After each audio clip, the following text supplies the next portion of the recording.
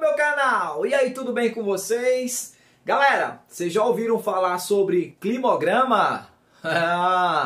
Climograma. Ah, professor, já sim. Climograma não é aquela unidade de medida de peso?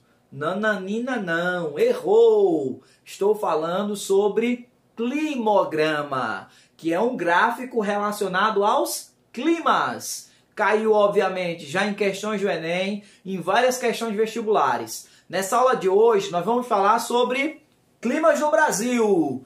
E nela, nós vamos abordar esse gráfico que é tão importante. Sabe fazer a leitura? Ainda não? Fica até o final que você vai ficar craque lendo, fazendo toda a leitura desse gráfico chamado climograma. Forte abraço!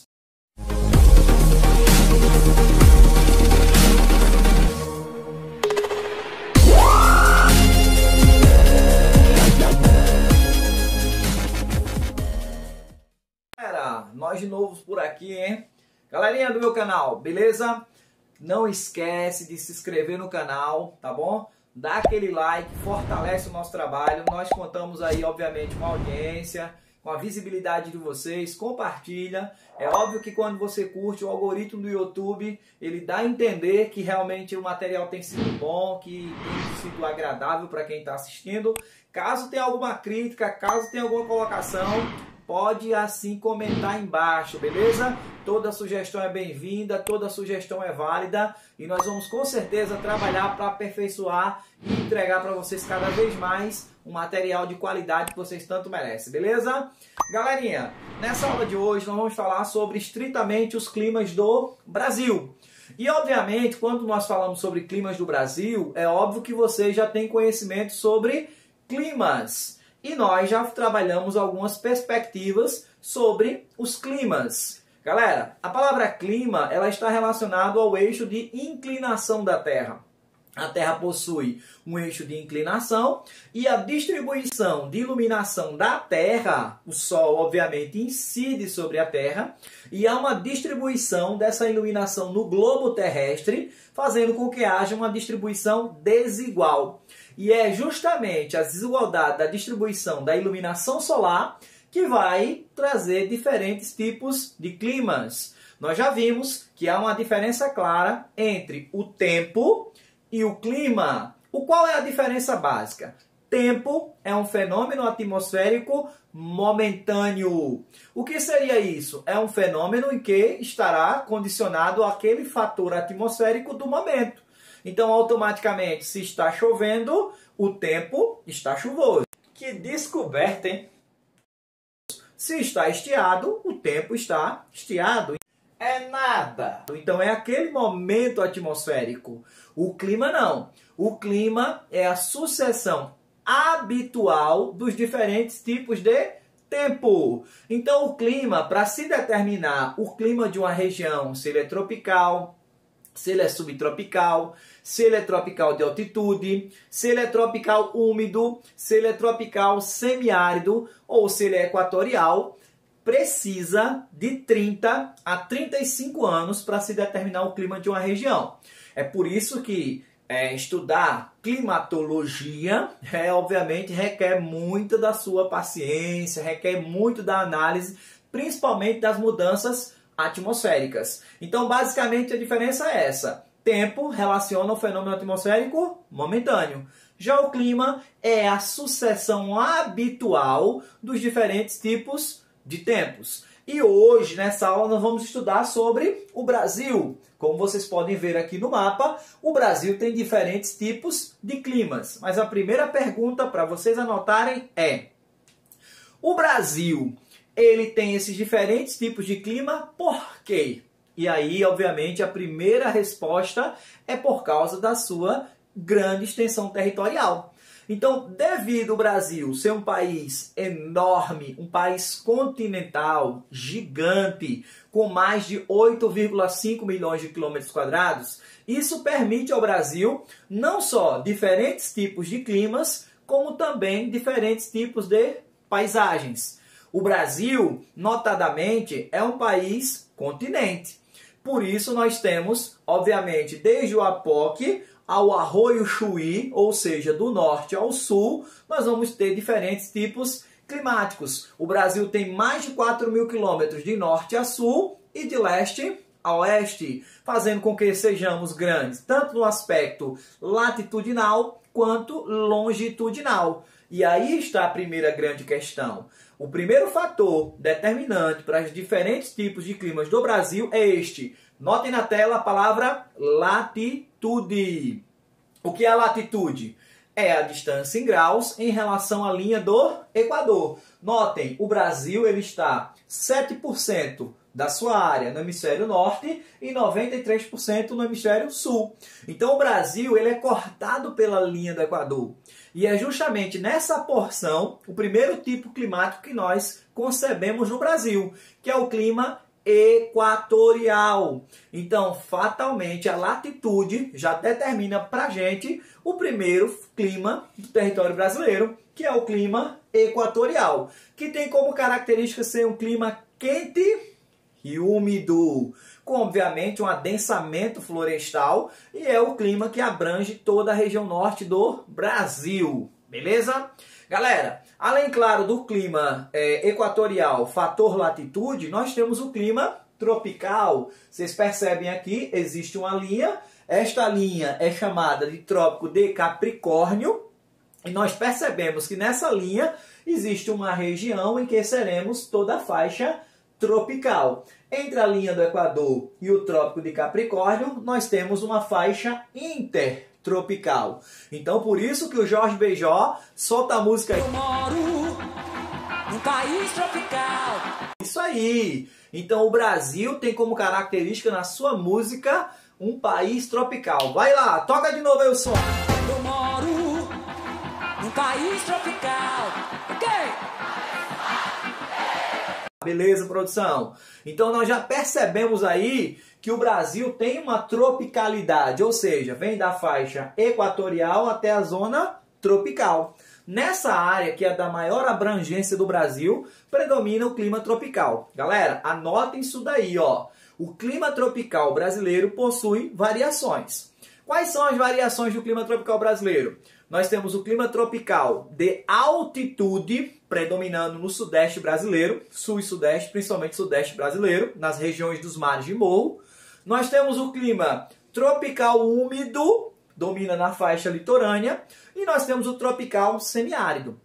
Então, o tropical possui aí 3 variações dentro do território brasileiro. Além, claro, do clima tropical, nós temos o que está abaixo do Trópico de Capricórnio, que seria justamente o clima subtropical. Prefixo sub, abaixo. O que está abaixo do trópico é subtropical.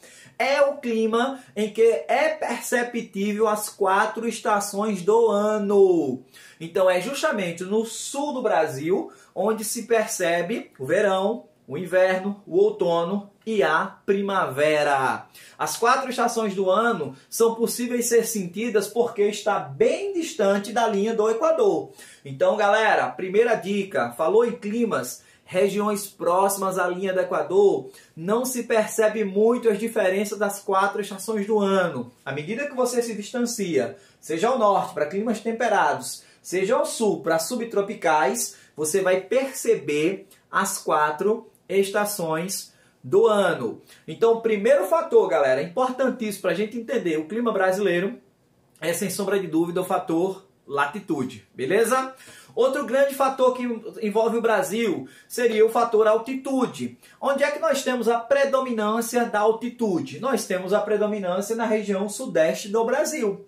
Então, no sudeste brasileiro, nós vamos ter as regiões como Campos do Jordão, né? Nós vamos ter áreas com cotas altimétricas acima dos 1.000 metros do nível do mar, e isso vai fazer com que as temperaturas caiam. Lembra lá do princípio básico do fator altitude?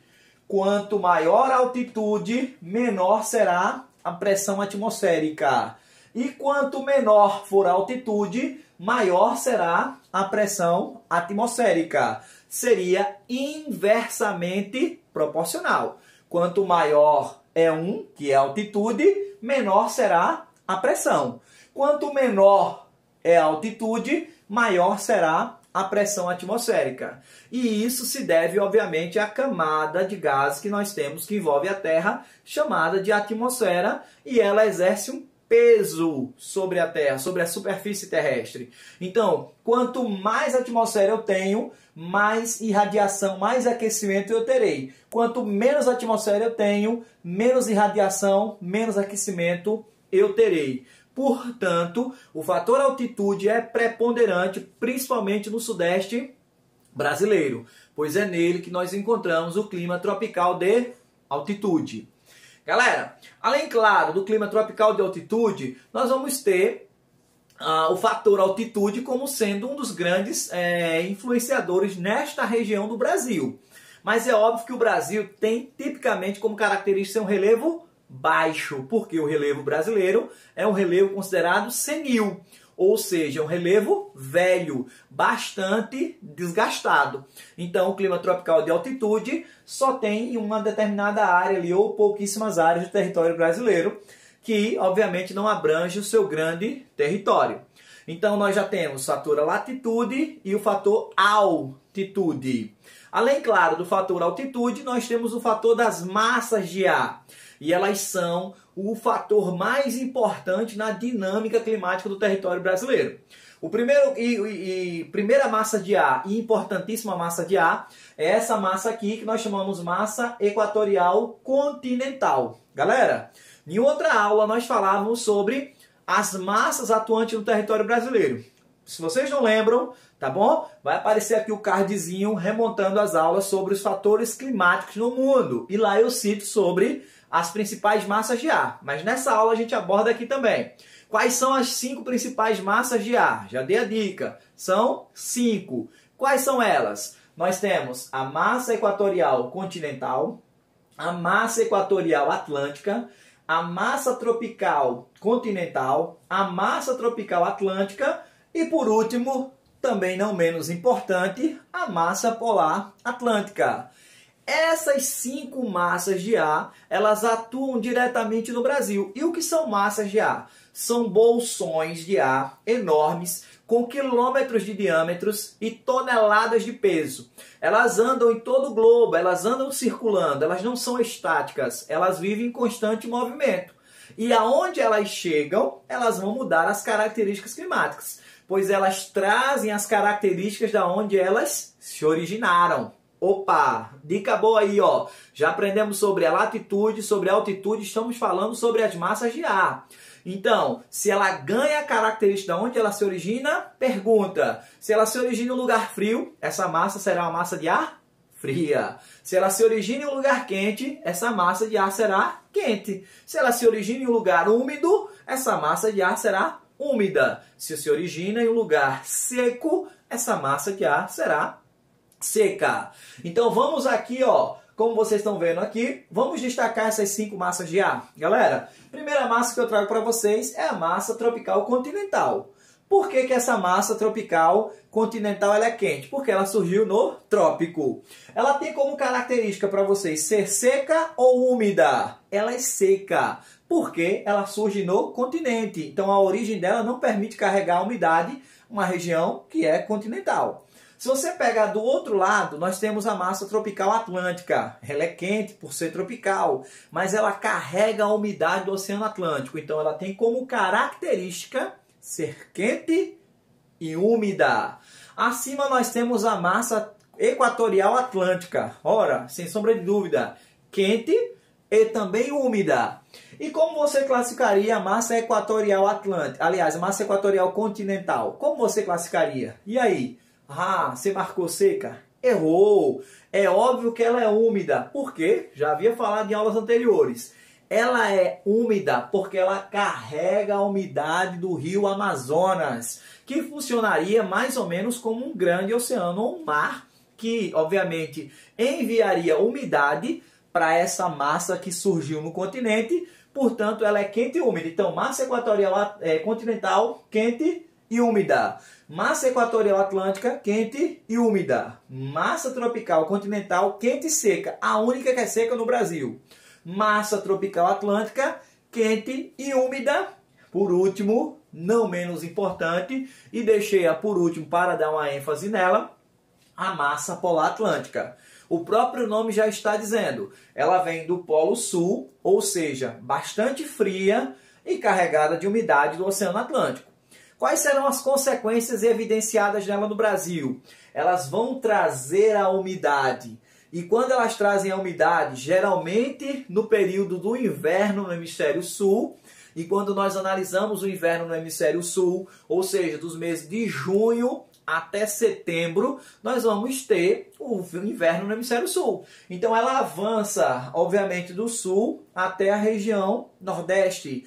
E ela vai ter um fator preponderante. Ela vai fazer com que haja chuvas no nordeste. Então isso é uma característica provocada pela massa polar atlântica. Anotem isso aí.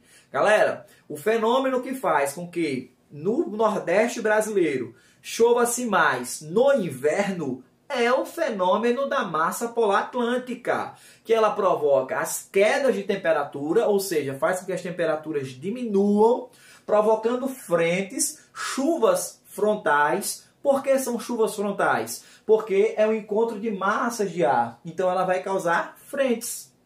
Essas chuvas ocorrerão no inverno no Nordeste, o que é bem atípico. Geralmente, o clima tropical brasileiro, as chuvas são concentradas no verão. Mas no Nordeste do Brasil, a massa polar atlântica tem essa influência. Ela cai as temperaturas, ela dá queda nas temperaturas e faz com que ocorra chuvas no Nordeste. Beleza? Outra questão também na região norte, ela vai provocar queda brusca de temperatura, provocando um fenômeno que nós chamamos em geografia de friagem. Em climatologia chama-se friagem, as quedas bruscas de temperatura. Qual é a massa que atua provocando as friagens? É justamente a MPA, que é a massa polar atlântica. Então, galera, vocês já viram sobre latitude, sobre altitude e sobre as massas de ar. Essas massas de ar são importantíssimas para a gente entender os climas no Brasil, beleza? Galera, além, claro, da altitude, da latitude e das massas de ar e essas circulações, nós vamos ter um fator importante, que é os rios voadores. O que são esses rios voadores? São, na verdade, rios provocados por um processo de evapotranspiração. Segundo os cientistas, eles abordam que cada árvore tem o poder de emitir para a atmosfera 1000 litros d'água todos os dias, pelo fenômeno da evapotranspiração na floresta amazônica. Então você imagina os milhões de árvores, todas elas todo dia mandando milhares e milhares de litros para a atmosfera. Você vai ter uma gigantesca bomba d'água. E, obviamente, essa bomba d'água são como se fossem rios enormes. E aí recebem o nome de rios voadores. Eles fazem com que haja toda uma irrigação, inclusive no sudeste brasileiro. Então, muito da chuva do sudeste também é produzida pelo efeito da evapotranspiração na região amazônica, onde nós temos os rios voadores. Para cada tipo de clima, nós vamos ter algumas características, nós vamos falar sobre cada um do clima brasileiro, beleza? Quais são os climas que nós vamos falar aqui na aula sobre o Brasil? Nós vamos ter clima equatorial, nós vamos ter clima tropical e as suas variações, que seriam semiárido, clima tropical de altitude, clima tropical úmido, que seria, obviamente, as variações do clima tropical. E nós temos, por último, não menos importante, o clima subtropical. Galera, quero que vocês dêem uma olhada aí na tela e vocês vão ver agora um climograma. E a gente vai falar um pouquinho sobre como ler e como abordar esse climograma. Primeiro, vamos lá, 1, 2, 3, climograma. E o primeiro que eu quero trazer para vocês é o climograma do clima equatorial. Clima equatorial, como vocês podem ver, essas colunas aí que vocês estão vendo, são os índices pluviométricos. Abaixo dessas colunas vocês estão vendo os meses do ano. No caso, janeiro, fevereiro, março, abril, maio, junho, julho, agosto, setembro, outubro, novembro, dezembro. Galera, notem uma coisa aí, ó. Nessa imagem do climograma, vocês percebem que existem os 12 meses do ano e cada mês tem uma coluna. Esta coluna simboliza a quantidade de chuvas que essa região recebeu durante esse mês. Então vocês percebem que nesse climograma aí, teve essa quantidade de chuvas, né? Aí perto aí, claro, por exemplo, nós vamos pegar um mês como esse mês de maio aí, teve aí quase mais de 300 milímetros de chuva. Nós vamos ver aí outras regiões aí, outros meses com 200, outros com 150, outros com 300. Então, cada uma dessas colunas mostra a quantidade de chuvas que foi distribuída durante esses 12 meses do ano. E nós vamos ter uma linha, percebam a linha aí na horizontal.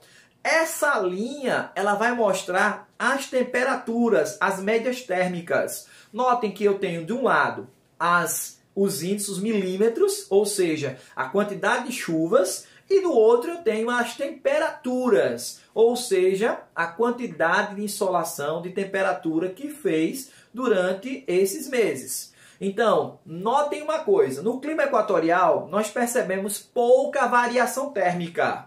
Agora vamos colocar um outro clima aí, coloca o clima tropical aí para a gente olhar. Vem aí no clima tropical. Vocês percebem aí as quedas de temperatura, principalmente quais meses? Junho, julho e agosto. Por que caiu? Porque chegou o inverno. Então no inverno as temperaturas caem. Então nós já percebemos que nessa região aí, no clima tropical, nós percebemos que houve a diminuição das temperaturas, mas destacadamente o que é que nós vemos? As chuvas também caíram. Esse é o tropical típico do Brasil, o que predomina basicamente no Brasil. Galera, agora vamos ver o climograma com o clima tropical de uma cidade da região nordeste do Brasil. Vamos pegar Maceió e Alagoas? Então vocês percebem o seguinte, que as temperaturas caíram também em junho, julho e agosto, mas basicamente os meses do ano que choveram mais foi justamente junho, julho e agosto. Então isso mostra que os tropicais têm as suas diferenças, os tropicais têm as suas variações. E é justamente essas variações que você tem que entender. No Nordeste, chove-se mais no inverno. Nas outras regiões do Brasil, nos períodos que nós consideramos que não é inverno, que são verão, geralmente são verão e inverno, são as duas estações mais marcantes. Nessas duas estações, principalmente no verão, é onde chove em grande parte do território brasileiro, beleza? Então, galera, nós já sabemos quais são os tipos climáticos e agora vocês já sabem fazer a leitura do clima. Outra dica importante para a gente finalizar a aula. Olhou, viu lá que junho, julho e agosto é onde as temperaturas estão caindo. Esse climograma ele é do hemisfério sul. Olhou e percebeu que em junho, julho e agosto as temperaturas começaram a subir. Este climograma é do hemisfério norte. E isso é uma dica excelente para você, por exemplo, saber de qual região do planeta está sendo falado esse climograma. Isso vai te ajudar bastante, beleza?